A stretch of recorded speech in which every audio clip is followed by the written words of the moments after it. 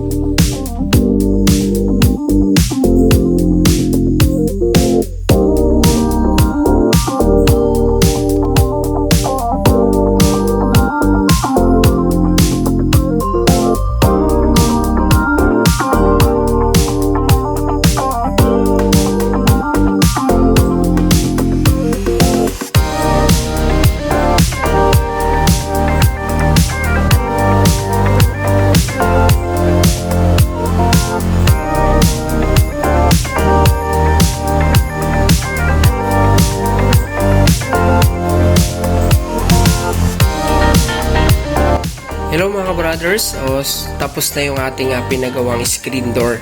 So guys, ito yung ating screen door. So ang napili kong color, white.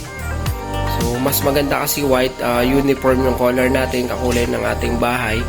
Tapos ang maganda dito sa sliding screen door natin, matibay yung kanilang nilagay na handle. So baliktaran to sa loob at labas. Tapos ang napili kong design, gusto ko kasi hindi siya yung buong screen. So 3/4 yung screen natin, tapos yung sa baba flat lang. Yan. Kasi ang purpose talaga natin yung screen natin para wag lang pumasok yung lamok, pusa, yung mga insekto, kasi may baby tayo.